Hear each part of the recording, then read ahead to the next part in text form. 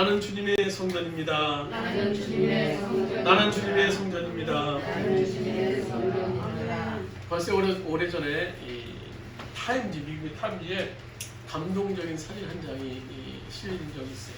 그건 아폴로 13호 달날아가는 우주선 사진인데요. 달을 향해서 가던 아폴로 13호가 그만 지구에서 우주공간까지 2만 마일 우주공간에서 고장이 나는 거예요. 산소 탱크가 이제 폭발이 돼서 우주 비행사 3명이 목숨이 절체절명의 상황이었어요. 그러나 결과적으로 이제 4일간의 혈투 끝에 그들이 이제 무사 귀환을 하게 되는데요. 대부분 우주선 사고가 벌어지면 거의 다 99%는 그 상공에서 터져서 죽는 일이 보통이었어요. 그런데 그런 우주 사고가 발생했음에도 불구하고 승무원 전원이 무사히 살아나는 것은요, 우주 탐험 역사상 정말 보기 드문 그런 사례입니다.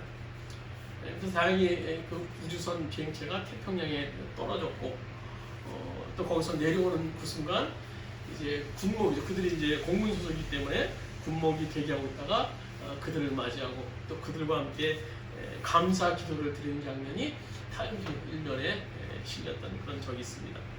그 비행사가 이런 고백을 했어요. 대통령님과 국민들이 기도해 주셔서 무사히 저희들이 귀환할 수 있었습니다. 그래서 정말 그 당시 대통령과 전 국민이 시간을 정해놓고 함께 간절히 기도했다고 합니다. 물론 이게 1970년대 얘기로도 어떻게 보면 뭐 지금 미국 현 상황과 다른 어떤 고전적인 얘기가 될 수 있기도 합니다만, 오늘날 이 현대인들은 이 물질 만능주의, 과학 만능주의, 인본주의의 그런 함정에 빠져 있어요. 그래서 그들은 인간이 머리를 써도 얼마든지 잘 살 수 있다. 내가 막 노력해서 얼마든지 잘 해낼 수 있다라고 생각을 합니다. 물론 노력해서 열심히 사는 거 중요해요. 좋습니다. 그러나 내가 노력해서 뭘 이룰 수 있다, 해낼 수 있다라는 것은 교만일 수 있어요. 하나님 없이 살아가는 인류는 지금 과연 어디를 향해 가고 있느냐는 거예요. 그게 내가 다 할 수 있다, 내 노력해서 할 수 있다라고 말하는 인류는 지금 과연 어디를 향하고 가고 있습니까? 그 종착지가 뭘까요? 저는 요즘 벌어지고 있는 그런 세계 전쟁이라든지 또 이상 기후 변화, 또 바이러스로 인한 전염병 이런 소식을 보면서 이 지구가 제 자식의 자식 한 60년, 70년 후까지 이게 보존될 수 있을까라는 어떤 위기감이라고 해야 될까요? 그런 어떤 말씀 안에서의 어떤 그런 메시지를 제가 갖게 되는 것을 경험하게 됩니다. 지금 세계 곳곳에서 벌어지는 이 전쟁이요, 나라마다 이 전쟁으로 나라마다 군비를 지금 증강하고 있어요. 지금까지 세계 각국은 반도체 산업이라든지 뭐 어떤 자동차 산업, 뭐 관광산업 이런 것들을 막 육성하는 그런 산업이었는데, 지금은 전쟁 무기를 만드는 군수 산업이 국가 1차 육성 산업이 되어가고 있는 것이 세계적인 모습입니다. 그래서 우리나라에서도 보면 뉴스에 자주 나오죠. KF-21 그 비행기가 이제 뭐 AI도 적용하고 뭐 컴퓨터 고사양 시스템도 적용해서 이제 세계에 뭐 몇 개 안 되는 그런 국가들과 함께 비행기를 이제 파는 그런 위치가 있다. 그게 보니까는 김대중 정부 때부터 준비된 일이더라고요. 거의 뭐 25년 전부터 제가 몰랐는데 이렇게 준비해서 지금 그 수준까지 우리나라가 올라간 것 같아요. 그래서 다른 비행체에 비해서 우리나라가 첨단 장비를 소유했기 때문에 경쟁력이 있다. 뭐 그걸 비롯해서 여러 무기들을 지금 우리나라에서 팔고 수출하는 그런 것에 힘을 기울이는 것을 볼 수 있습니다.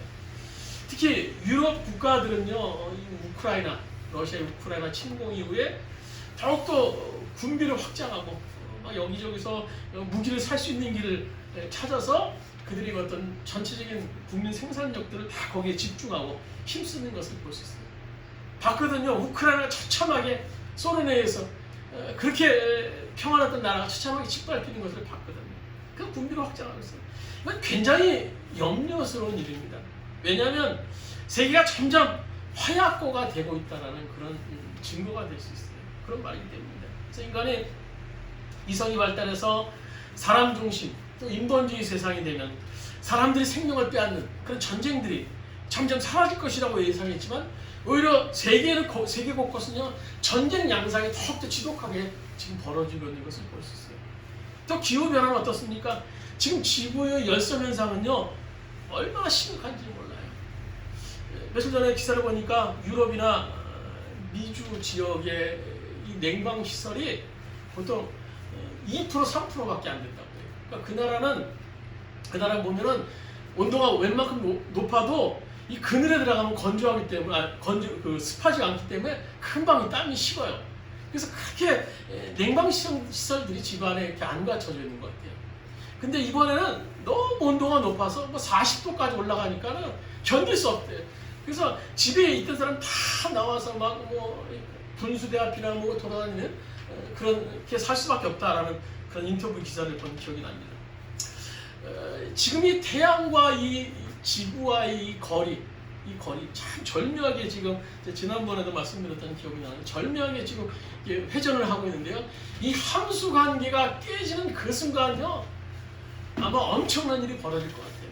뭐 제가 뭐 과학자는 잘 압니다만 그 뜨거운 그 태양이 이 지구의 표본을 뚫고 들어간다면 순식간에 이 지구가 사라지는 일이 생기지 않을까 그런 전 개인적인 생각도 한번 해봅니다. 또 코로나 바이러스로 인한 그런 세계 여파는 또 말할 것도 없어요. 여러분 우리가 기억해야 할 것은요 인간은 결코 자신의 능력과 노력만으로는 성공할 수 없다라는 거예요. 아니 생존할 수조차 없습니다. 하나님 없이는요 인생은 아무것도 아닙니다. 조물주가 그렇게 창조하셨어요. 오늘 우리 우리 주보에 있는 오바댜 한번 1장 3절 4절 말씀 우리 한번 같이 한번 읽도록 하겠습니다. 주보했습니다. 오바댜 1장 3절 4절입니다. 내가 바위 틈에 둥지를 들고 높은 곳에 집을 지어놓고 누가 땅바닥으로 끌어낼 수 있으랴 하고 마음속으로 말하지만 너의 교만이 너를 숨기고 있다. 내가 독수리처럼 높은 곳에 보금자리를 뽑는다 하여도 내가 별들 사이에 둥지를 튼다 하여도 내가 너를 거기서 끌어내려고야 말겠다. 나 주의 말이다. 이 구절이 뭡니까? 지금 에돔이라는 그 강대국이 지금 이스라엘 유다를요 굉장히 괴롭히고 있는 그런 상황이에요. 그 상황에서 지금 하나님께서는 오바댜 선지자를 통해서 그 에돔이라는 그 족속 그 나라를 벌할 것을 말씀해 주고 계시는 거예요. 에돔은요 절대 망하지 않을 것 같았어요. 그들이 나라 자체도 강력했지만 지리적 위치가 천의 요새였어요. 천의 요새. 그래서 굉장히 교만한 민족이었습니다. 어느 민족이 우리를 침범하냐? 그도 그럴 것이 이 위치가요. 에돔이라는 지역 이 나라의 위치가 산악지대인데 1500m. 굉장히 높은 곳에 위치해 있어요. 우리나라 오대산 정도의 고지대에 살고 있는 민족입니다. 또 높은 위치에 아울러서 에돔의 북쪽은 모압과 경계를 이루는데 그 사이에 깊은 계곡, 세네 시내라는 깊은 계곡이 있어서요 함부로 넘어올 수 없어요. 또 서쪽으로는 아라바 광야, 동쪽으로는 아라비아 사막이 있어서 남쪽으로밖에 들어올 수 없어요. 남쪽만 철저히 지키면요 절대 외부의 세력이 오늘 에돔을 침범할 수 없는 정말 철의 요새 같은 것이 에돔이라는 그런 지역이었습니다. 주변 나라에 어떤 나라도 침범할 수 없는, 그래서 절대 누구도 침범할 수 없는, 그래서 절대 망하지 않을 것 같았던 에돔이었지만요 결국은 바벨론에 의해서 BC 581년에 처참하게 멸망하고 맙니다. 하나님께서 에돔의 교만을 보시고 끌어내신 거예요. 오늘날 이 땅의 사람들, 교만한 이 땅의 사람들이요 하나님의 도움 없이 살 수 있다라고 떠들고 있지만요 하나님의 도움 없이 살 수 없다라는 사실을 깨달아야 되는 겁니다. 내가 힘이 있어서, 내 능력이 있어서, 내가 지혜 있어서, 내가 돈이 많아서 우리가 뭐 첨단으로 과학이 지금 발전을 해서 우리는 살 수 있을 거야. 이 교만, 내 깊은 곳에 난 뭐 조용히 살면 될 거야. 숨어서 하나님 없이 어리석은 부자의 고백이 무엇이었습니까? 나는 창고를 콧간을 많이 짓고 내 영혼이 평안히 쉬고 나는 내일 먹을 걸 또 궁리하면서 이렇게 또 창고를 짓고 살면 나는 안전할 거야 라고 생각했지만요, 그 영혼이 얼마나 오늘 불쌍한지 오늘 성경은 말씀해 주고 있어요. 오늘 이 땅에 살고 있는 사람들의 모습인 거예요. 교만함, 하나님 없이 살 수 있다는 그런 교만함에 빠져 있어요. 오늘 이 본문의 성경의 주제가 바로 그 얘기예요. 하나님이 복 주시지 않으면 절대 살 수 없다는 사실을 오늘 모세가 다음 세대, 이 신명기를 통해서 이 가나안 세대 다음 세대들에게 전하고 있는 겁니다. 신명기라는 제목은 제가 얼마 전에도 말씀드렸던 것 같아요. 이거 뭐 새로운 명령이라는 말이 아니에요. 한자는요. 이 신자는 되풀이된 신자, 반대 얘기죠. 되풀이. 다시 되풀이돼서 가르치는 말씀. 그러니까 모세가 지금 이 광야 세대가 다 죽고 난 후에 이제 새로운 세대, 가나안 세대들을 향해서 모압 평지에 앉아서 지금 말씀을 전하는 거예요. 너희들은 이렇게 하면 안 된다. 지금 그래서 출애굽기, 레위기, 신명기 그런 내용들이 이 신명기에서 출애굽기, 레위기, 민수기 얘기가 이 신명기에서 많이 반복되는 것을 볼 수 있는데요. 40년의 이스라엘의 그런 출애굽 여정을 마치면서 모압 평지에서 이제 신세대들에게 말씀을 전하는 거예요. 그러니까 이 모세도 가나안 땅에 들어가고 싶었겠죠. 그렇지만 하나님께서 모세는 거기까지다라고 말씀하셔서 가나안 땅에 들어가지 못하고 결국 이제 완전히 노쇠해서 오늘 내일을 하늘나라를 바라보는 그런 상황 속에서 모압 평지에서 신세대들에게 이렇게 말씀을 전하게 됩니다. 그것이 바로 신명기, 다시 되풀이돼서 하는 말씀. 그래서 세 편의 설교로 이루어지는 것이 신명기의 말씀이에요. 그러니까 신명기를 기록할, 전할 때 모세의 심정이 어땠을까요? 아마 절절했을 거예요. 절절. 이제 우리들은 그렇게 시행착오를 겪어서 어려움 속에 여기까지 왔는데 이제 우리는 들어가지 못하고 저 철없는 가나안 세대들, 저들도 이렇게 우리처럼 되풀이하지 말아야 될 것인데 하나님 그런 애절함, 또 어떤 긴급함, 그것이 묻어나올 수 있었을 거예요. 그러니까 우리가 이 신명기를 대할 때 그냥 뭐 지루한 책 이런 것보다 어떤 이 모세의 그런 어떤 유언적인 설교, 고별 설교임을 기억하면서 좀 간절한 애절함, 신세대를 향한 애절함을 우리가 가지고 읽어볼 필요가 있어요. 그래서 오늘 본문에 보시면 14절 15절에 보시면 하나님께서는 오늘 복의 원천임을 말씀해 주고 계세요. 우리 14절 15절 말씀, 우리 본문 말씀 같이 한번 읽도록 14절 15절입니다. 여호와께서 너희 땅에 이른 비 늦은 비를 적당한 때에 내리시니 너희가 곡식과 포도주와 기름을 얻을 것이요 또 가축을 위하여 들에 풀이 나게 하시리니 내가 먹고 배부를 것이라. 여기서 주어는요 여호와께서 비를 내리셔 주셔야 백성들이 농사도 잘 됐고 목축도 잘 돼서 배부를 것이다 라고 말씀해 주고 계시는 거예요. 구약시대는 이 당시에 목축과 농경 시대입니다. 그래서 농사 짓고 목축을 해야만 살 수 있어요. 특히 그래서 그러기 위해서는 하나님이 그들에게 적당히 내리시는 비를 통해서만이 살 수 있어요. 그래서 하나님이 복의 원천임을 오늘 성경에서 말씀해 주고 계시는 거예요. 오늘 이 팔레스타인 지방은요 기후가 우리나라 기후와 다릅니다. 우리는 사계절이 확실하죠. 봄, 여름, 가을, 겨울이 확실해요. 그래서 사계절은 다른데 이 팔레스타인 지역은 두 계절을 나눠요. 우기와 건기로 나눕니다. 그래서 4월부터 10월까지가 건기, 그리고 10월부터 그 다음에 4월까지가 우기라고 봅니다. 근데 이 건기와 우기에 적당한 비를 내려야만이 농사도 짓고 풀들도 자라서 오늘 소들의 동물들이 먹어서 그들이 살 수 있고 또 포도주도 만들 수 있는 상황이에요. 그래서 4월과 10월 사이에 내리는 비를 이른비라고 말합니다. 이른비. 그러니까 이른비는 어떤 비인가 하면 4월과 10월 사이에 이제 땅이 바싹 메말랐겠죠. 근데 씨를 파종을 해야 하려면 그 마른 땅이 촉촉해야 돼요. 그래서 씨가 들어가겠죠. 그 뿌리기 전에 비가 와야지 그들이 씨를 뿌릴 수 있는 상황이에요. 비가 내리지 않으면 그 딱딱한 땅에 어떻게 씨를 뿌릴 수 있겠습니까? 그래서 이른 비를 그들이 갈구한 것이고요. 늦은 비는 이제 10월에서 그 다음에 4월까지 지나면요, 우기를 지나면 그 땅이 연근해야 됩니다. 심었던 그런 식물들이 잘 자라기 위해서 연근해야 되는데, 그러려면 그때 늦은 비가 내려야 되는 거예요. 늦은 비가 내려야지 곡식이 이제 단맛도 나고 싱싱하게 연글 수 있게 돼서 늦은 비가 필요했던 겁니다. 그래서 그들은 이 이른 비와 늦은 비를 적당히 내려야만 그들이 원하는 것, 그들이 먹고 살 수 있는 근본을 만들 수 있게 됐기 때문에 그들은 이른 비와 이 늦은 비에 대해서 간절함이 있었어요. 그래서 이 이른 비와 늦은 비들이 내리는 것을 그들은 하나님이 주시는 복이다라고 생각했던 겁니다. 하나님이처럼 늦은 비와 이른 비를 내리는 것을 그들에게 충분히, 그리고 시기적절, 그것도 시기적절하게 내려주셔야 그의 풍년이 들 수 있었어요. 만약 그 법칙이 깨지면요, 그 해는 흉년이 되고 맙니다. 당시로서 곡식은요 절대적이었습니다. 목축해서 그들이 양의 젖을 먹고 이런 것들은 절대적이었어요. 포도주는 또 그들에게 물과같이 절대적이었습니다. 그런데 그 해에 이른 비와 늦은 비가 없어서 이런 것들을 못했다라면요, 정말 어려운 상황입니다.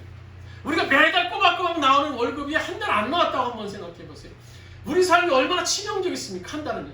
한 달은 정말, 한 달을 해서 정말 계속되는 그런 어려움은 감당할 수 없을 거예요. 오늘 이들이 마찬가지입니다. 이른 비와 늦은 비를 하나님께 시기적절하게 적당하게 내려줘야 살 수 있는 것이 오늘 이들의 삶인 겁니다. 그래서 그들은 하나님의 도우심이 절대적이었어요. 오늘 시대와 배경은 다르지만요, 오늘 우리도 마찬가지예요. 하나님이 주시는 복이 아니면요, 결코 살아남을 수 없는 존재들이 바로 우리들입니다. 하나님께서 이른 비와 늦은 비를 우리들에게 적절히 내려주셔야 우리가 살 수 있어요. 오늘 시편 127편 1절 2절 말씀 이렇게 기록하고 있습니다. 시편 127편 1절 2절 말씀 한번 같이 읽도록 하겠습니다. 여호와께서 집을 세우지 아니하시면 세우는데 수고가 헛되며 여호와께서 성을 지키지 아니하시면 파수꾼의 경성함이 허사로다. 너희가 일찍이 일어나고 늦게 누우며 수고의 떡을 먹음이 헛되도다. 아무리 집을 세워도 여호와께서 세우지 않으면요, 그 집은 모래 위에 지은 집이 될 수 있어요. 그냥 무너질 수 있어요. 열심히 지은다고 졌는데요, 그것이 모래 위에 지은 집이에요. 인간이 노력해서 뭘 한다고 했는데 결국 이루어지지 않아요. 하나님이 해주셔야 이룰 수 있는 것이 바로 인간의 삶의 모습이에요. 파수꾼을 아무리 세워놔도, 성을 지키려고 세워놔도 하나님이 지키시지 않으면 소용없는 것이고요. 아무리 내가 늦게 누우고 또 새벽같이 일어나서 수고해도 주님께서 채워주시지 않으면, 주님께서 함께 하시지 않으면 그 떡을 먹으면 헛되다라고 말씀해 주고 계십니다. 그렇습니다. 하나님만이 복을 주시는 분이십니다. 인간이 복을 스스로 만들 수는 없어요. 인간이 노력하는 건 좋습니다. 아름답습니다. 그러나 인간이 노력한다고 해서 복을 만들 수는 없어요. 하나님이 주셔야 받을 수 있는 것이 복이라는 겁니다. 그러니까 복은 어떤 의미를 가지고 있는가? 우리 창세기 12장 2절, 우리 한번 창세기 12장 2절 주보에 있는 말씀 같이 한번 읽도록 하겠습니다. 내가 너로 큰 민족을 이루고 내게 복을 주어 내 이름을 창대하게 하리니 너는 복이 될지라. 너는 복의 근원이 될지라. 이게 더 와닿는 말씀인데요. 세 번째 포즈는 너는 복의 근원이 될지라 라고 말하고 있어요. 그래서 여기서 복을 준다는 말은 히브리 말로 바라크라는 그런 동사인데요. 이 복의 내용, 바라크, 그 내용을 기록하고 있죠. 거기 보면 내가 큰 민족을 이루게 해주시고 또 보면 내 이름을 창대케 해주시겠다 라고 말씀해 주고 있어요. 그러니까 큰 민족을 이루게 하고 창대케 하는 것이 복의 내용임을 기록하고 있습니다. 성경과 우리가 인류 역사를 보면 하나님을 믿는 민족에게는 경제적으로나 문화적으로나 또 철학적으로나 또 어떤 의미에서든지 창대하게 되었어요.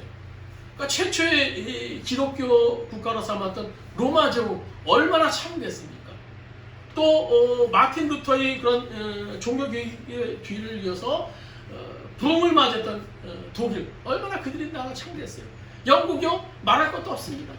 또 청교도들, 영국 청교도들에 의해서 이루어진 북미로 넘어가서 이루어진 미국의 창대함은요 정말 이루 말할 수 없어요.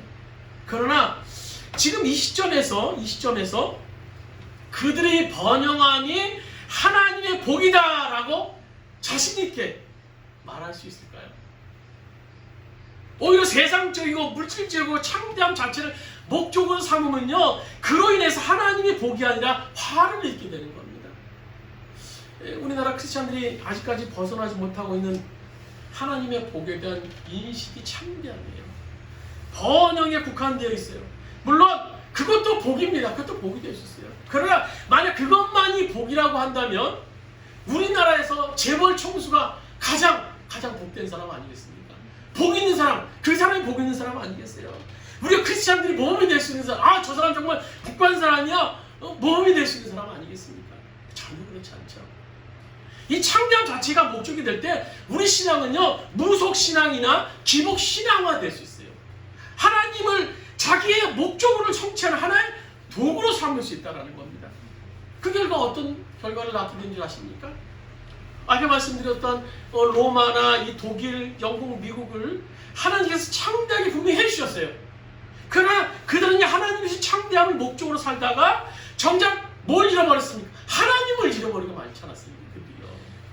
그들의 인본주의로 하나님이 있어야 될 자리에 인간의 자리를 차지하게 되는 것이 지금 그들의 모습입니다.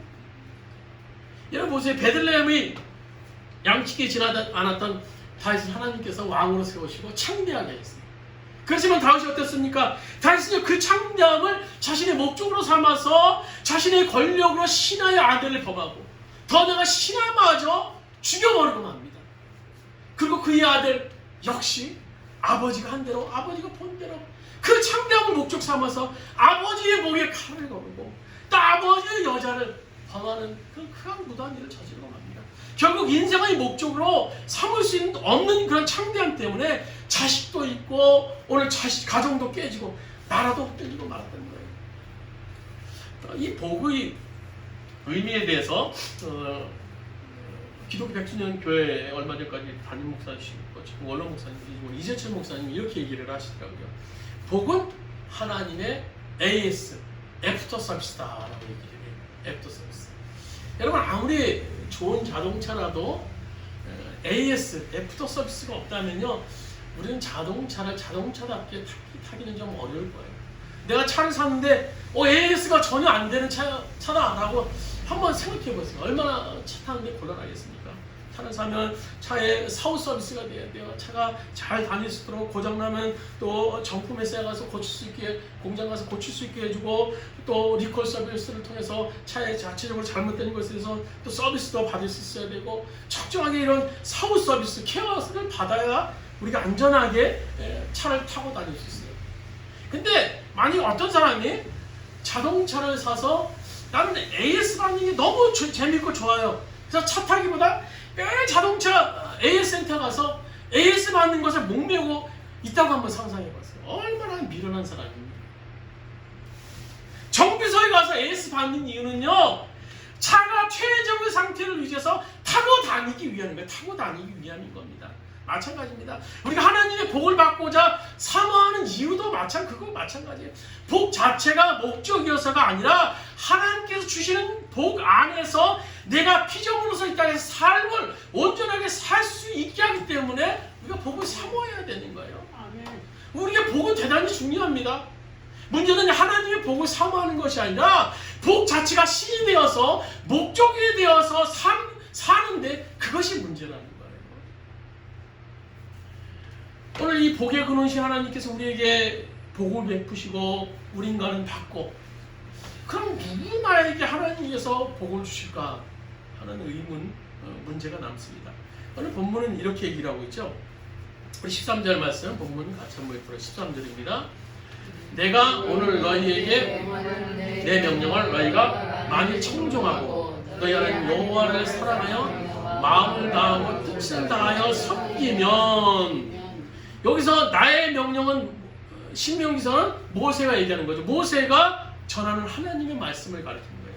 하나님의 말씀을 청종하고 하나님을 사랑하고 하나님을 섬기면, 앞에 그 뒤에 나오는 14절 15절, 이른 비와 늦은 비를 내려서 농사나 목축이 잘 되게 하시고 복된 삶을 보장해 주신다는 거예요. 여기 청종이라는 것은 들을 청 따를 종자로 순종하고 뭐 똑같은 동일한 그런 단어입니다. 그래서 13절에 주어는요, 하나님의 말씀에 순종입니다. 하나님의 말씀에 순종. 하나님의 말씀에 순종하면 복을 주시겠다라고 약속하는 거예요. 신명기 전체에서 모세가 신세대에게 하고 싶은 말은 순종입니다. 순종. 순종이에요. 전 세대 광야 세대들이 얼마나 불순종했어요. 우리가 출애굽기서도 쭉 보면요, 정말 이 광야 세대들을 보면 참 어떻게 저렇게 불순종할 수 있을까? 방금 그렇게 하나님께서 함께 해주셔서 홍해를 가르게 해주시고 또 마른 돌을 쳐서 물도 나게 해주시고 이런 일을 했는데 큰데 돌아왔으면 또 우상 만들어서 어떻게 저렇게 불순종할 수 있을까 생각을 해요. 우리들이 모습이 돼요.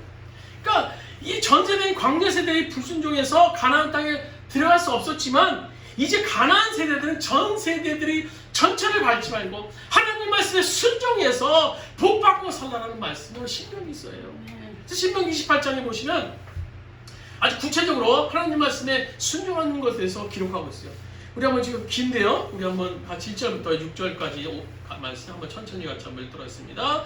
내가 내 하나님 여호와의 말씀을 삼가 듣고 내가 오늘 내게 명령하는 그의 모든 명령을 지켜 행하면 내 하나님 여호와께서 너를 세계 모든 민족에 뛰어나게 하실 것이라. 내가 내 하나님 여호와의 말씀을 청종하면 이 모든 복이 내게 임하며 내게 이르리니 성읍에서도 복을 받고 들에서도 복을 받을 것이며 내 몸의 자녀와 내 토지의 수산과 내 짐승의 새끼와 소와 양의 새끼가 복을 받을 것이며 내 광주리와 떡반죽 그릇이 복을 받을 것이며 내가 들어와도 복을 받고 나가도 복을 받을 것이니라. 여기 오늘 청종하는 것에 대해서 순종하는 것 두 가지 포함된 것임을 볼 수 있죠. 1절에 하나님 말씀을 잘 듣는 것, 또 하나는 그대로 지켜 행하는 것, 순종하는 거예요.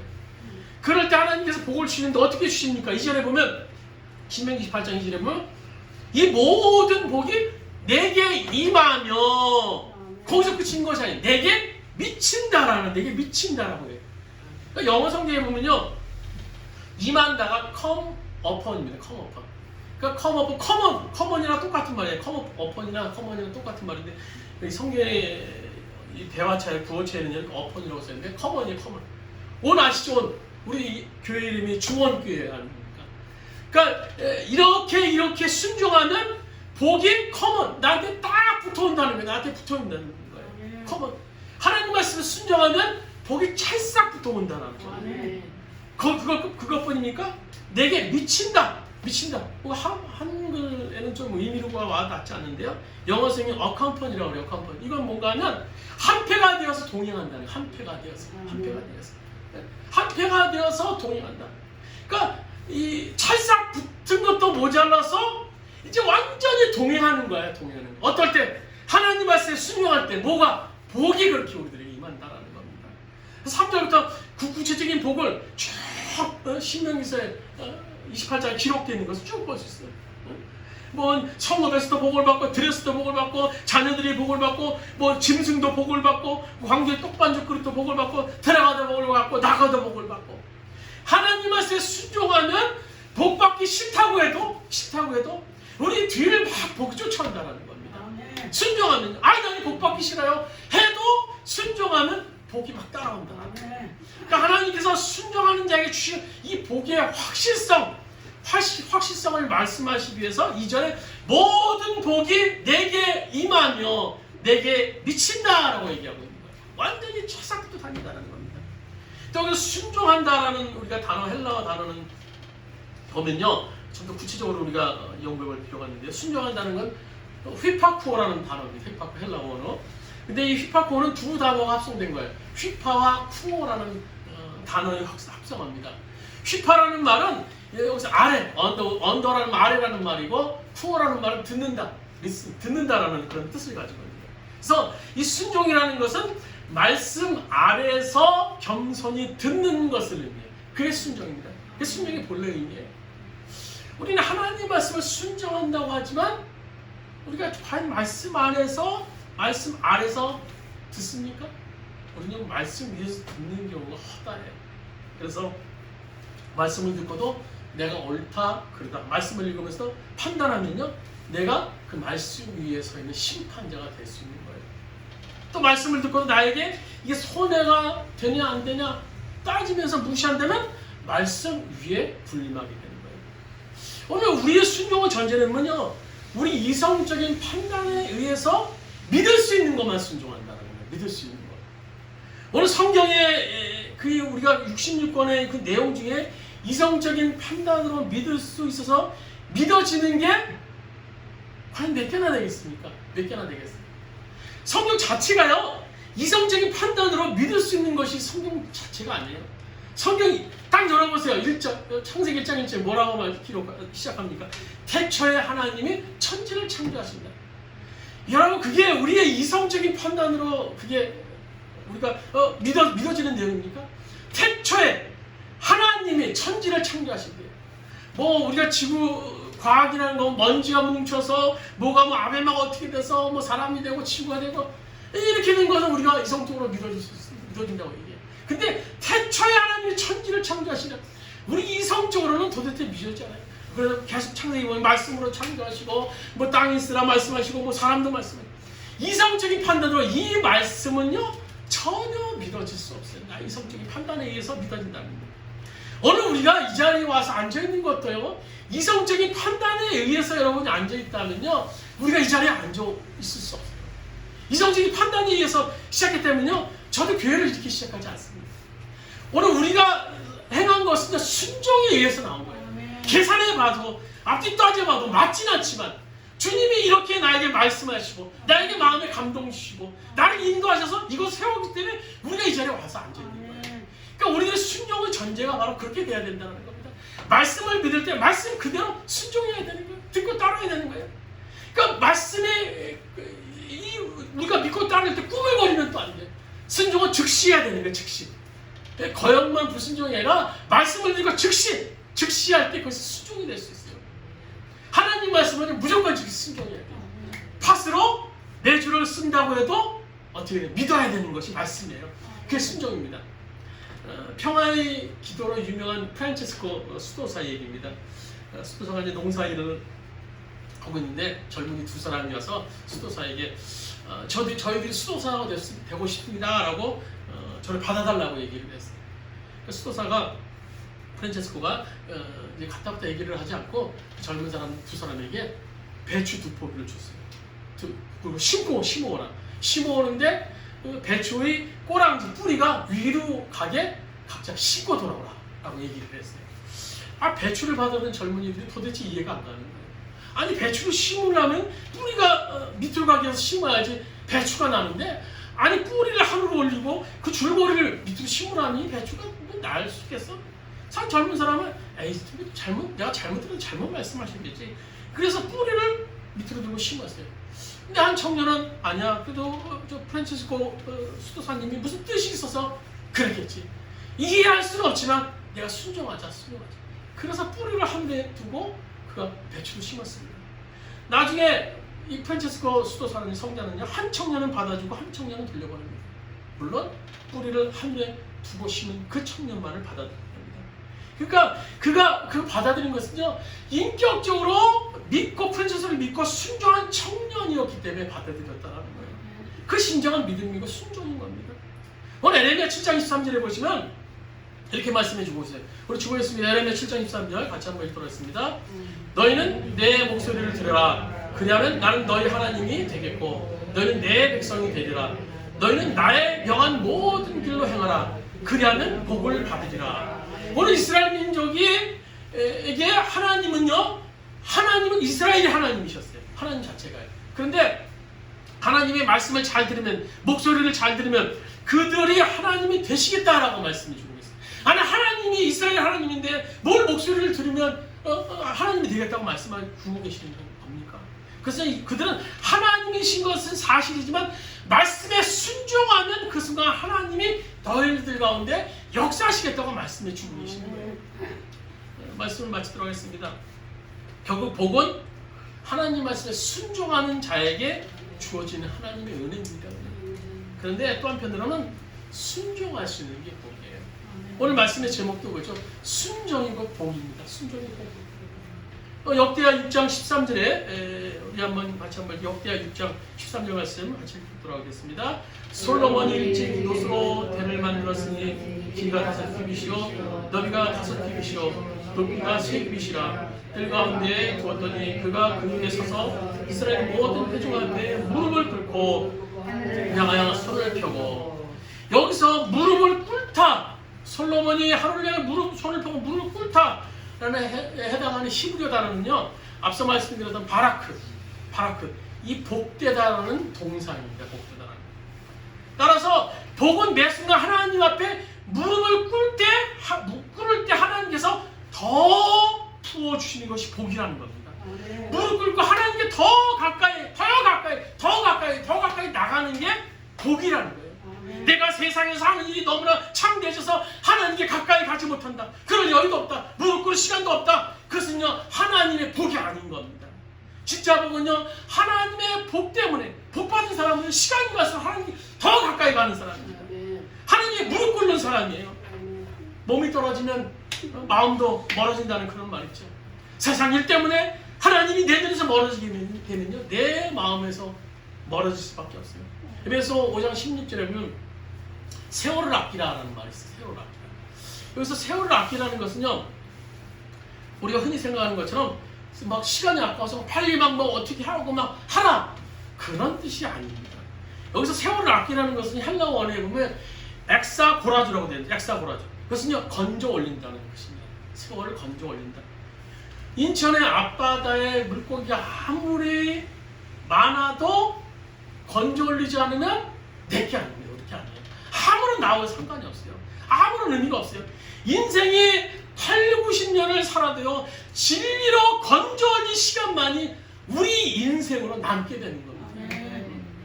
그러면 하나님의 복은요 세월을 아끼라. 다시 말해서 인생을 건져 올리라는 겁니다. 말씀과 오늘 연결시켜 생각할 때 그 참뜻을 우리가 더 이해할 수 있는데요. 세상적으로 보기에는요 크게 성공하고 대단한 업적을 이룬 것 같은 사람들 죽을 때는요 보면 허무하다고 얘기해요. 허무하다 후회스럽다라고 얘기합니다. 왜 그렇습니까? 평생 욕망을 쫓아 살아버렸기 때문에 진리로 건져 올릴 시간이 없어요. 아무것도 없어요. 인생 8, 90년을 살아도 진리로 건져 올린 시간이 없다면 헛된 인생을 산 사람입니다. 그러나 짧은 인생을 살아도 그 산 시간만큼 진리로 건져 올린 인생은요 영원을 산 사람인 겁니다. 우리가 이 세상을 떠나서 하나님 앞에 가서 뭘 들고 가겠습니까? 내 통장에 하나님 저 통장에 이만큼 돈이 있어요. 저 집문서에 이렇게 집문서 든든한 게 있어요. 하나님 저 세상에 돈이 이렇게 많아요. 저 자식들 이렇게 훌륭하게 키워놨어요.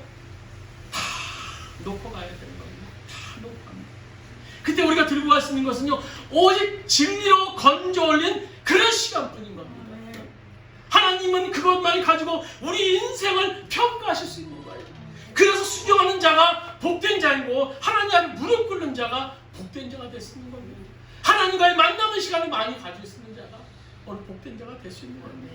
그래서 우리 삶 가운데 정말 하나님 앞에 무릎 꿇고 하나님 앞에 엎드려서 겸손한 자서 순종의 자리에 섬을 통해서 오늘 복된 자, 오늘 복 있는 자의 삶을 살 수 있는 오늘 여러분 되시기를 주님의 이름으로 축원드립니다.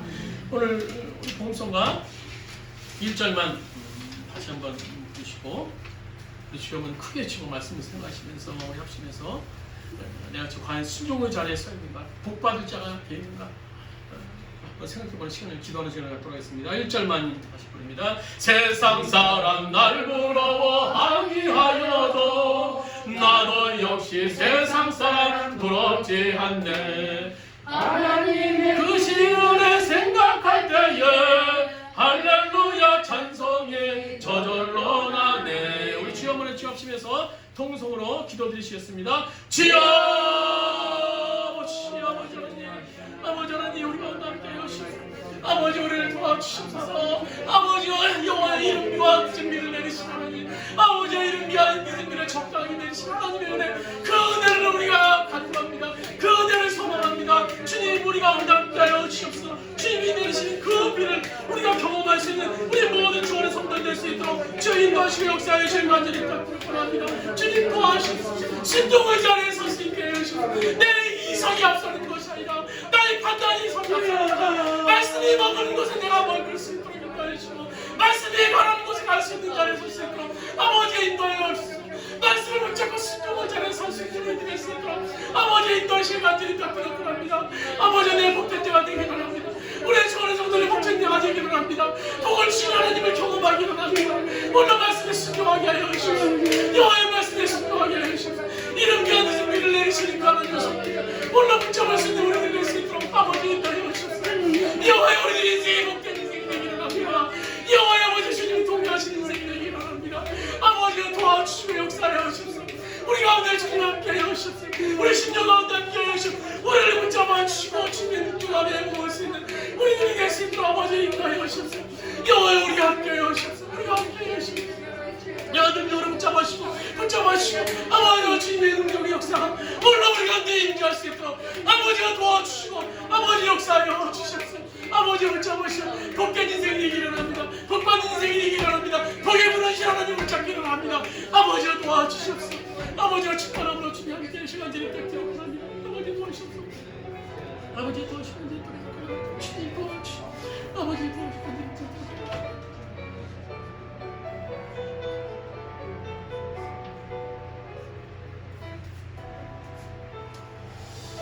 하나님께는 오늘 참석한 우리 주원의 성도들 삶이 복된 삶이 되기를 합니다. 인생이 복된 인생이 되기를 합니다. 복된 가정이 되기를 합니다. 주님 정말 우리들 삶이 복에 그르신 하나님으로 인해서 이른 비와 늦은 비를 적당히 시기적절하게 아버지 받을 수 있는 그런 복된 인생이 되기를 합니다. 그러기 위해서 우리가 먼저 순종의 자리에 서야 될 줄로 믿습니다.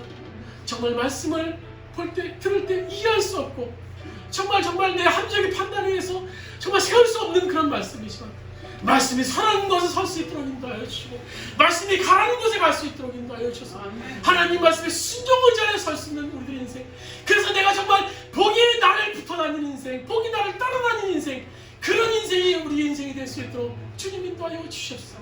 주님이 이 세상의 아버지 문화와 이 세상의 사주는 아버지 하나님 말씀을 거역하며 오늘 교만의 자리에 섭니다.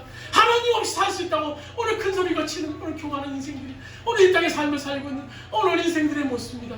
우리가 진정으로 하나님 없이는 살 수 없음을 늘 고백하면서 하나님이 복의 근원 되시는 하나님을 붙잡고 순종하는 우리 모든 성도들 될 수 있도록 주님 인도하여 주시옵소서.